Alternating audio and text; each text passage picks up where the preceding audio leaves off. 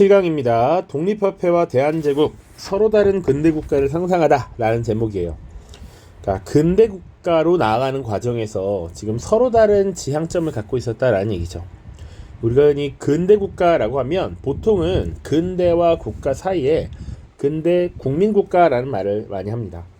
그러니까 점점 시간이 지나면 지날수록 절대적인 권력을 가진 왕이나 황제가 아니라 이 황제나 왕의 권한을 제한하고 국민의 권리, 그러니까 국가의 주인으로서의 국민의 권리를 보장하고 그들의 자유가 점점 확장돼가는 이런 국가로 나아가게 되거든요.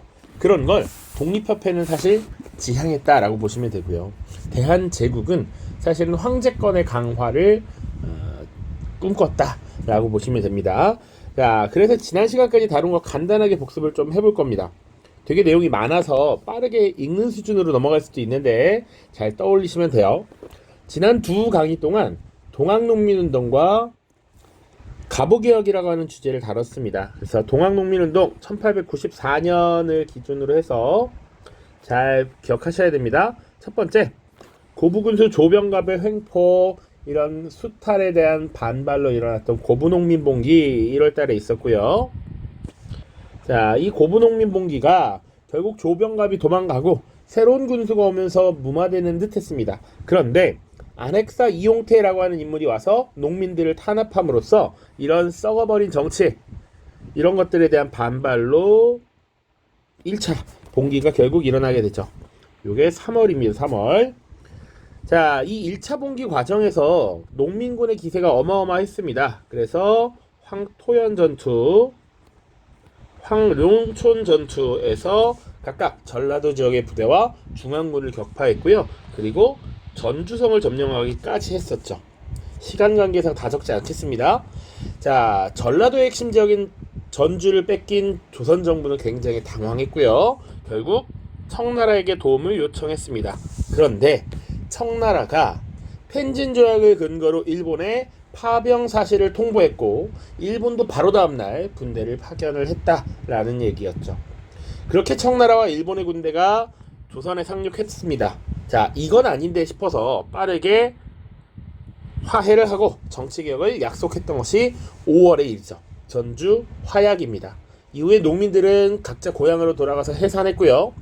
그리고 집강소라고 하는 자치기구를 설치했었습니다.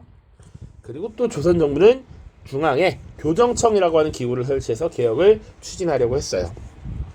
자, 이렇게 문제가 끝나는 듯 했습니다. 자, 청나라와 일본 군대 돌아가십시오 라고 했는데 일본은 돌아갈 생각이 전혀 없었다. 경복궁을 침범했고요. 그리고 청나라를 기습 공격해서 청일전쟁을 일으켰습니다. 그리고 이런 나쁜 짓을 하는 것에 대한 명분을 조선의 개혁으로 붙잡고 조선의 개혁을 강요하게 되면서 1차 갑오개혁이라고 하는 것이 추진되죠. 이게 대략 6월경입니다. 자, 그래서 일본의 압박에 의해서 1차 갑오개혁이 쭉 추진되었고 이것을 주도했던 대표적인 기구 군국 기무처 하나 정도는 기억하시면 좋겠죠. 자, 이 군국 기무처를 중심으로 3개월간 무려 210건의 개혁안을 추진합니다. 그러니까 일본의 압박에 의해서 시작하긴 했으나 그동안 조선이 해야 될 과제들을 빠르게 신속하게 하고 싶은 거 다 했던 게 이 시기라고 보시면 돼요. 일본은 압박을 하긴 했지만 청나라와 전쟁을 벌이느라 많이 간섭하지는 못했습니다. 자, 그런데 지금 이 우리 땅에서 일본이 경복궁을 점령하고 우리 땅에서 일본이 청나라와 싸우고 이거 참을 수 없어. 그래서 농민들이 다시 한번 들고 일어났던 것이 2차 봉기죠. 그것이 대략 9월입니다. 9월. 농번기가 거의 끝날 쯤 이때 다 모였어. 그런데 강력한 일본군의 이런 무기 이런 것들을 당해낼 수 없었죠. 우금치 전투에서 패배했다. 자, 이제 청일전쟁에서 승기를 잡았던 일본은 본격적인 내정 간섭을 심화해 나가면서 새로운 2차 갑오개혁을 강요합니다. 그래서 기존에 있었던 김홍지뿐만 아니라 일본과 긴밀하게 소통하던 박영효 같은 인물들을 파견해서 개혁을 추진하게끔 하죠. 이때부터 일본의 입김이 본격화됩니다. 그래서 독립서고문이란 걸 발표하게 해서 자주독립을 선포하게 했고요. 그리고 일본이 의도하는 여러 가지 개혁들을 쭉 추진하게 됩니다. 여기서 1차, 2차 구체적인 개혁의 내용은 언급하기는 어려울 것 같아요. 자, 그리고 실제로 전쟁에서 완벽하게 승리를 한 일본은 청나라와 시모노세키 조약을 체결해서 타이완 지역과 랴오둥 지역을 빼앗기로 합니다. 자, 랴오둥은 대륙으로 나아가는 발판이었어요. 그래서 당시 남하를 꿈꿨던 일본의 진출을 막고 싶었던 러시아가 프랑스와 독일을 끌어들여서 일본을 압박하고 랴오둥 반도를 중국에 반환하게 만들죠. 그것이 삼국 간섭이었습니다. 자, 이 광경을 목격한 조선 정부는 일본의 내정 간섭으로부터 벗어나고 싶었는데 스스로의 힘으로는 좀 부족했단 말이야. 그래서 조선은 본격적으로 친러 정책을 추진하고 이 러시아를 끌어들여서 일본을 견제하고자 했습니다. 자, 이런 것에 불만을 품고 앙심을 품는 일본은 결국 이 친러 정책을 주도한 국왕과 왕비에 대해 앙심을 품게 되죠. 그래서 왕비인 민씨를 죽이는 이 을미사변이라고 하는 것을 일으키게 됩니다. 근데 이것은 사실 왕비를 죽인 사건이긴 하지만 궁궐에 쳐들어와서 왕비를 제거했다는 건 사실은 언제든 왕을 제거할 수 있다라는 강력한 경고를 했다라고 할까요? 시그널을 준 것이죠. 자, 그래서 을미사변 이후에는 이런 친러 정책이 종적을 감추게 되고 친일적 정책이 추진되게 됩니다. 그 과정에서 진행된 것이 3차 을미개혁이고요. 그리고 이 을미개혁 때는 단발령 같은 조치가 내려집니다. 그래서 이것에 대해 저항하는 의병, 그래서 그 해를 따서 을미의병이라고도 하는데요. 이런 사회적 혼란, 일본의 압박, 이런 것들에 두려움을 느낀 고종이 결국 러시아 공사관으로 피신하는 아관파천이라는 사건이 일어난다까지가 지난 시간의 내용이었습니다. 자, 벌써 7분을 썼는데요. 그 이후에 그러면 조선은 어떤 길을 겪게 되었는가를 쭉 보는 겁니다. 자, 첫 번째입니다. 독립협회를 왜 만들었을까? 독립협회 창립 과정 볼 겁니다. 자, 아관파천 기간 동안 러시아를 비롯한 여러 강국들의 이권 침탈이 심해졌다라고 보시면 돼요. 그러니까 러시아는 조선의 왕을 보호해주고 있었어. 그 대가로 여러 가지 이권을 가져가게 되는데 러시아만 그런 이권을 가져간 것이 아니고 미국이라든가 일본이라든가 이런 나라들이 최혜국 대우를 근거로 삼아서 각종 이권을 서로 가져가기 시작합니다. 우리의 국권이 많이 흔들리는 시기였다라고 볼 수 있죠. 자, 이때 미국에서 돌아온 서재필이 고종을 만나고요. 이 서재필이 정부의 지원을 받아서 독립신문이라고 하는 것을 창간합니다. 신문을 만들어서 당시 세계가 어떻게 돌아가고 있는지를 하나 알리고 우리나라에 어떤 일이 벌어지고 있는지 역으로 외국에 알리기 위한 목적이 있기도 했어요. 그래서 독립신문이라는 건 국내의 민중들을 계몽시키기 위한 한글판도 있지만 우리의 소식을 외국에 전하기 위한 영문판도 제작되었다라고 하는 게 특징입니다. 그리고 당시 서재필은 이런 신문을 발행하면서 당시 개혁적인 성향을 가진 관료들 그리고 개화 지식인들과 함께 국가에 대한 애정, 애국심을 고취시키기 위한 상징물을 만들기로 결정합니다. 자, 이를 위해 독립협회라고 하는 단체를 만들고 이 독립협회라는 단체를 중심으로 나중에 독립문, 독립관 이런 것들을 건립하게 되는 것이죠. 자, 선생님 하나 까먹고 설명을 안 했는데 여기 서재필이라는 인물은 사실 예전에도 한번 언급이 된 인물입니다. 20살의 나이에 갑신정변에 참여했다가 일본으로 망명했고 미국에 가서 공부를 했다가 약 12년이 지나서 30대 초반, 중반 넘어가는 요 나이대가 돼서 다시 조선에 돌아왔던 인물입니다. 자, 그래서 독립협회는 무슨 활동을 했느냐? 일단 독립상징물을 조성합니다. 자, 영은문이라고 하는 것이 있었습니다. 영은문은 날개에도 있는데 예전에 중국 사신을 맞이하던 문이에요. 그러니까 중국에 대한 사대를 상징적으로 보여주는 건축물입니다. 그런데 이것을 허물고 나서 그 자리에 독립문을 건립했습니다. 그리고 중국 사신을 접대하는 건축물이 있었어. 모화관이라고 하는 것이 있었는데 그것을 독립관으로 개조했습니다. 그래서 사실 독립이라고 하는 것이 상황적으로는 일본으로부터의 독립, 러시아로부터의 독립 같지만 중국으로부터 완벽하게 독립하자라는 의미를 포함하기도 합니다. 영은문을 헐고 독립문을 지은 것이나 모화관을 독립관으로 개조한 것이나 그런 것을 통해서 알 수 있다. 자, 그리고 독립협회는 후원금을 납부하면 누구나 회원이 될 수 있었기 때문에 다양한 계층의 사람들이 참여하는 단체로서 발전을 하게 되죠. 그래서 독립협회 회원들이 계속 늘어나게 되고요. 이 독립협회에서 주로 했던 것들은 토론회를 통해서 이 민중들을 계몽시키는 일이었습니다. 민중을 계몽시키고 그리고 여기서 모여진 의견을 가지고 정치를 개혁시키려는, 또 근대 국가로 나아가는 과정에서 국민들의 권리, 민권 혹은 자유민권이라고도 합니다. 이 자유민권 확보를 위한 운동들을 벌이게 됩니다. 자, 토론회의 주제는 정말 다양했어. 교육의 진흥, 산업의 개발, 미신타파 등 계몽적인, 민중 계몽적 성격을 가지기도 하고요. 외국의 이권 침탈을 반대한다라는 내용. 분명히 아관 파천 시기에 최혜국 대우를 근거로 정말 많은 각종 이권들을 가져갑니다. 철도 부설권, 강산 채굴권, 삼림 체벌권 이런 것들 반대했고요. 그리고 국민들, 백성들의 의사를 반영할 수 있는 의회를 설립시키자, 민권을 신장시키자라고 하는 다양한 정치 현안까지 다루고 있었습니다. 자, 그리고 이 토론회에서 결정된 내용은 독립신문에 공개를 함으로써 민권의식과 독립의식을 고취했습니다. 여기 당연히 한글판과 영문판을 만들었다라고 얘기했었죠. 자, 그래서 교과서 132쪽에 이렇게 토론회가 개최되는 그림을 이렇게 제시하고 있습니다. 당시에 수많은 사람들이 모여서 다양한 현안에 대해 논의를 했다라는 것이고, 그리고 영문문의 옛 자리, 주춧돌만 이렇게 남겨놓고 그 근처에 독립문을 새롭게 지었고요. 그리고 독립관이라고 하는 것도 지었습니다. 자, 이렇게 독립협회가 활동을 하던 시기에 이제 조선은 새로운 방향성을 제시하기 위한 여러 변화를 겪게 됩니다. 그것이 나라의 이름을 바꾸고 자주독립국가로서 황제국을 표방했던 일입니다. 그래서 두 번째 주제는 이제 조선에서 대한제국으로라는 부분이에요. 첫 번째, 대한제국이라고 하는 것이 수립됩니다.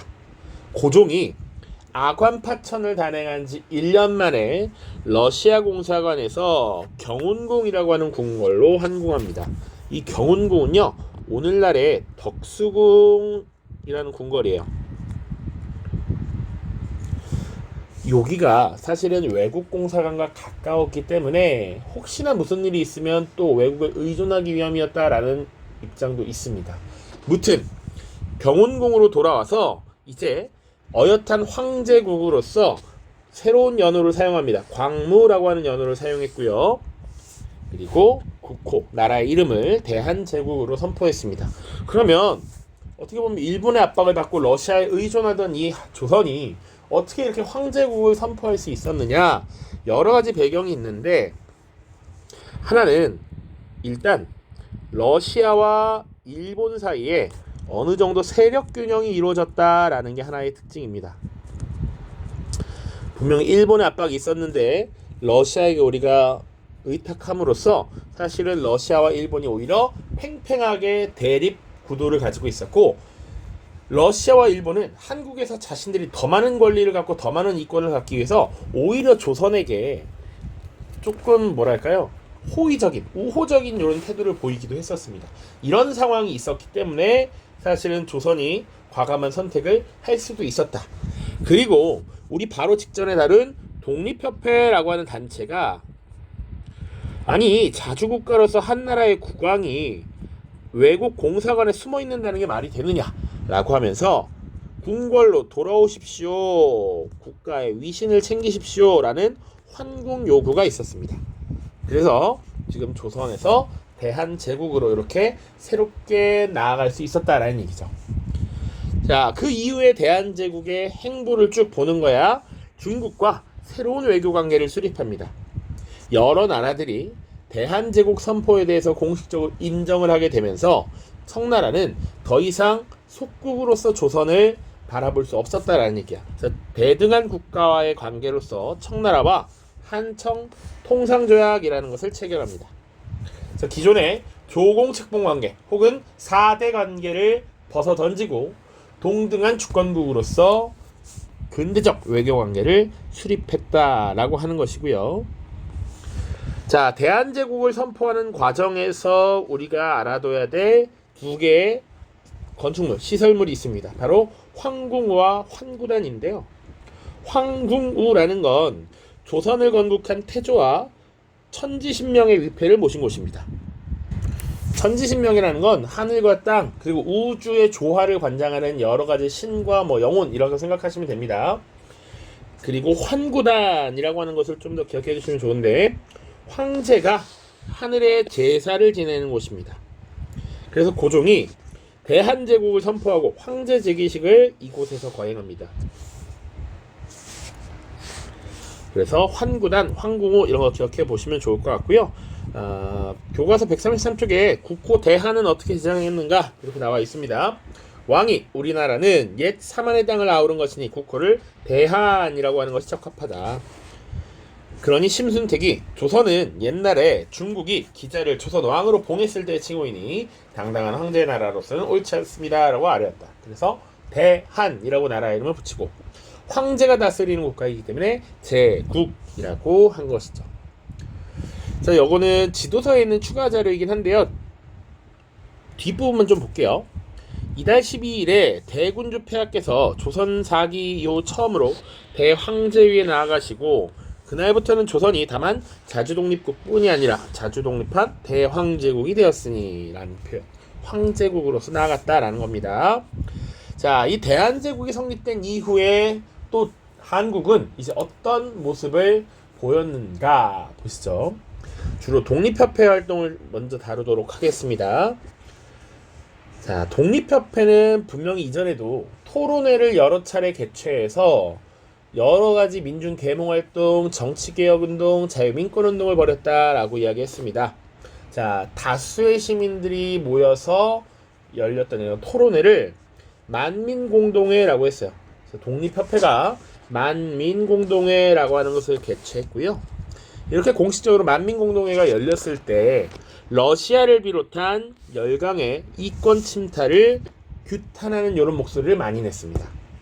그리고 시민 혹은 국민으로서 개개인의 자유를 누려야 한다라는 자유민권운동을 전개했죠. 그러니까 독립협회는 사실 궁극적으로는 황제의 권한을 제한하는 방향을 원했습니다. 입헌군주제를 지향했어요. 그래서 당시에 이런 백성들의 권리를 인정하지 않으려는 보수파 내각을 퇴진시키고 박정량이라고 하는 인물을 중심으로 한 개혁내각 수립을 이끌어냈습니다.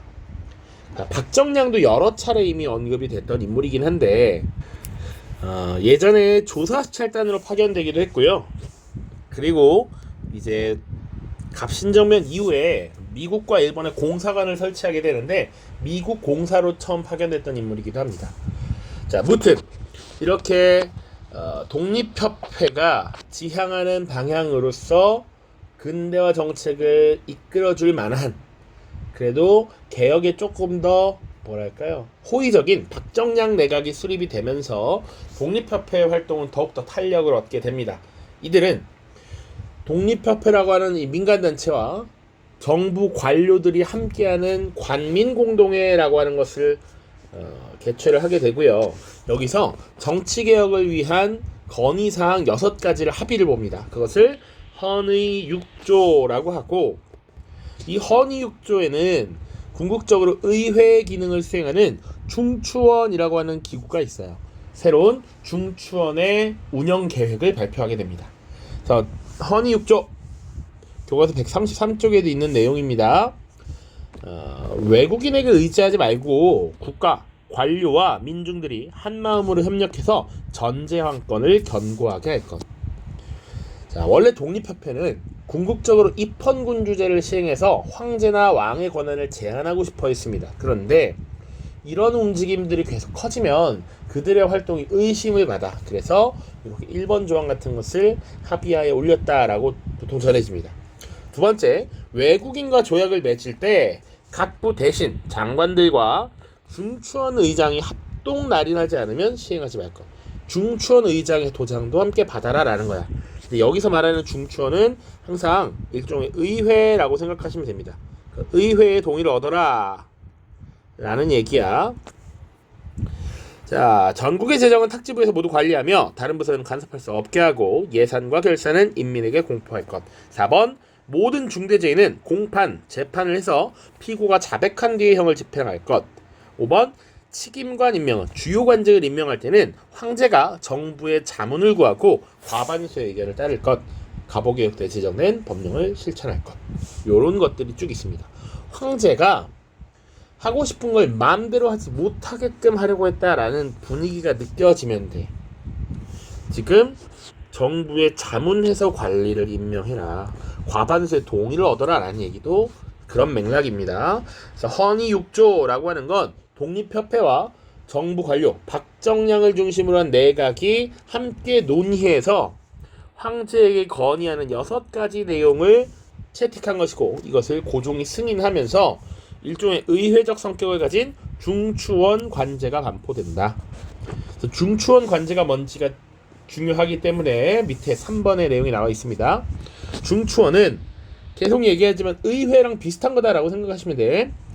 입법권도 가지고요. 조약에 대한 비준, 동의권을 얘기합니다.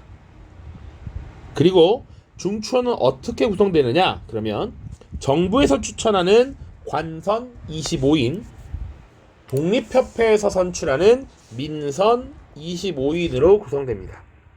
그래서 황제가 절반, 그리고 민간에서 절반을 선택한다라는 얘기죠.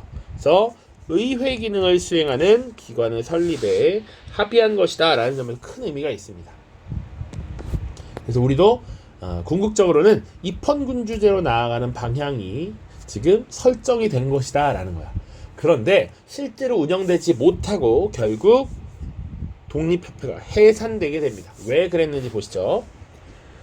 자, 첫 번째, 고종이라고 하는 인물은 의회라고 하는 것이 지금 왕이나 황제의 권한을 견제하는 것으로 보았기 때문에 원래 의회 설립에 부정적이었습니다. 하지만 당시 다수의 민중과 일부 관료들이 그걸 해야 한다라고 주장했기 때문에 어쩔 수 없이 사인한 측면이 있었어. 그런데 고종의 이런 심리를 잘 읽었던 것 같아. 일부 보수 세력, 그러니까 박정량 내각이나 이 독립협회 활동에 못마땅했던 일부 보수 세력이 독립협회가 궁극적으로는 공화정을 추진한다라고 모함을 합니다. 황제를 끌어내릴 것이다. 자기들이 대통령이라는 이런 거 해먹으려고 하는 것이다. 이렇게 모함을 하게 되는 것이죠. 그래서 고종은 안 그래도 의회 설립에 부정적이었기 때문에 이것을 명분으로 삼아서 독립협회를 해산하도록 명령합니다. 그런데 이런 해산 명령에 대해서 독립협회와 시민들은 만민공동회를 개최하고 철야 시위를 벌이면서 저항하고요. 결국 고종은 자신의 측근 세력이었던 황국협회와 군대를 동원해서 강제로 이 독립협회와 만민공동회를 강제로 해산해버립니다. 황국협회는 뭔데 갑자기 나왔느냐? 당시 독립협회 활동에 대항하기 위해서 황제의 측근 세력이 보부상을 중심으로 조직한 단체입니다. 황국협회. 황국, 황제 국가라는 얘기죠. 그러니까 독립의 반대편에 있었다라고 보시면 되겠죠. 자, 그래서 고종은 결국 독립협회를 강제 해산하고요. 그리고 나서 일종의 헌법과 유사한 대한국 국제라고 하는 것을 발표합니다. 헌법과 유사한 겁니다. 그래서 원래 헌법이라는 것은 국가의 권력 분립 제도라든지 혹은 그러면 입법, 사법, 행정부의 권한이라든지 국민의 권리, 의무 이런 것들을 규정해야 하는데 이 내용을 밑에도 보겠지만 사실상 황제에게 입법, 행정, 사법, 외교, 군 통수권을 모두 부여함으로써 지금 모든 권리가 황제에게 있다라고 강조하죠. 그래서 대한제국이 전제군주 국가임을 확고히 했습니다. 요 전제라는 표현이 자주 나왔었습니다. 한 명에게 모든 권력이 집중되어 있다라는 것이죠. 바로 누구에게? 황제에게.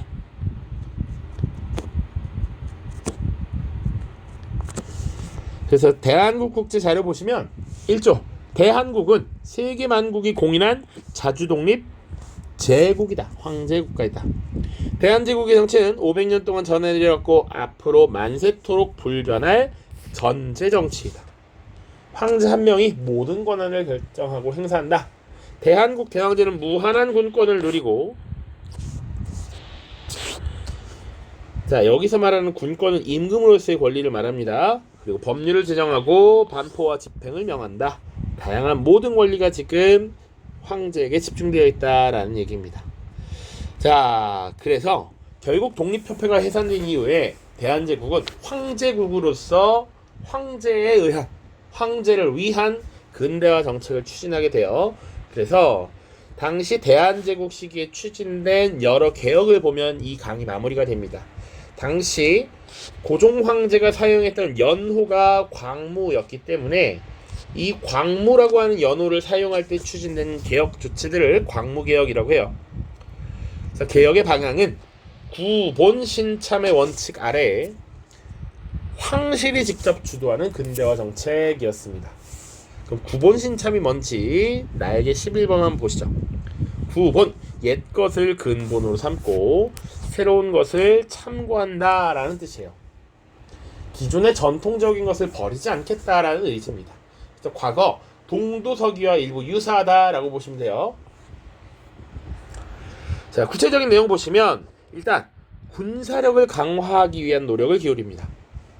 그래서 장교를 길러내야지. 그러니까 군사들을 훈련할 지휘관들을 양성하기 위해서 무관학교를 설립했고요. 그리고 원수부라고 하는 기구를 설치해서 황제가 직접 군대를 통솔하도록 합니다. 자, 이 원수부를 이끄는 지휘관을 대원수라고 했는데 이 대원수를 누가 맡았느냐? 당연히 황제가 대원수를 맡았습니다. 자, 그리고 근대 국가에서는 해군력을 갖추는 게 중요했습니다. 해군을 창설했고요. 근대식 군함을 도입하였습니다. 그러니까 그 이전에 갑오개혁 시기에는 일본의 압력에 의해서 개혁이 추진된 측면이 있기 때문에 이런 군사력의 강화 이런 것들은 신경 쓰지 않았어요. 자, 그런데 광무개혁, 지금 고종황제가 주도하는 이 개혁에서는 군사력 강화가 굉장히 중요한 측면으로 작용한다. 그 다음 식산흥업 정책을 펼칩니다. 식산흥업이 또 뭔지 보죠. 생산을 늘리고 산업을 일으킨다라는 거야. 그래서 선생님이 수업 때 뭐라고 설명하냐면 산업을 심고 흥하게 시킨다라는 거야. 불리다라고 의미가 돼 있지만 심다라는 의미도 있어요. 한자 중에. 산업을 이식하다 이렇게 생각하시면 돼요. 인재를 양성하기 위한 각종 직업교육기관, 실업학교를 설립하고 각국의 유학생을 파견하기도 했습니다. 자, 그리고 수능에서 가장 많이 언급되는 건 요거예요. 개혁 자금을 마련하기 위해서는 안정적으로 세금을 거둬야 했고, 그래서 전국의 토지를 측량하기 시작합니다. 양전 사업을 실시하게 되고요. 그리고 근대적 토지 소유권 확립을 위한 근대적 토지 소유 증명서 지계를 발급합니다. 나에게 14번에 보시면 토지 소유권 증명서로서 외국인의 토지 소유를 엄격하게 제한했다라고 하는 것이 특징이고요. 하지만 전국적으로 발급되지 못하고 일본의 침략이 본격화되면서 사업이 중단되는 한계를 맞기도 합니다. 이 광무개혁 시기에 여러 가지 정책들을 쭉 봤습니다. 그것의 의의는 뭐냐? 드디어 러시아와 일본이 서로 으르렁거리고 간섭하지 못하고 있을 때 나름 자주적으로 추진했다라는 것. 반면에 황실의 이익을 중심으로 진행되면서 황제의 권한은 보장했지만 이 시민 혹은 국민들의 권리를 보장하는 데는 소홀했다. 그리고 재정이 부족했고요. 관료들의 부정부패가 심화되면서 굉장한 어려움을 겪었습니다. 자, 밑에 여러분들 추가 자료로 이렇게 독립협회와 대한제국의 정책을 비교한 내용들이 있는데요. 요거는 여러분들 교과서나 자료에 없지만 이렇게 비교해 두는 것이 굉장히 필요하기 때문에 가져왔습니다. 자, 독립협회는 기본적으로 국민 혹은 시민들의 대표인 의회를 통한 국정 운영을 이끌어 나가고 싶어 했습니다. 입헌 군주제를 지향했고요. 반면 대한제국은 황제 중심의 군주국가였죠. 독립협회는 경제정책을 추진할 때 탁지부를 중심으로 투명한 재정 운영을 강조했다면 대한제국은 황실이 근대화 정책을 추진했기 때문에 황실의 업무를 담당하는 국내부를 중심으로 식산흥업 정책을 펼쳤습니다. 자, 그리고 독립협회에서는 이 사회, 국가를 구성하는 구성원은 국민이다 라고 봤어요. 법률로서 자유와 평등을 보장받는 국가의 구성원이다 라고 생각했고요. 대한제국에서는 황제의 명령을 받드는 신하로서의 백성, 신민이라고 표현했습니다. 충성을 바쳐야 될 신하로서의 백성, 신하와 백성이라는 표현입니다. 자, 그래서 독립협회, 대한제국까지 이렇게 쭉 내용을 살펴봤고요. 다음 강에서는 이제 일본의 국권 침탈 과정 이렇게 살펴보도록 하겠습니다. 고생 많았습니다. 안녕.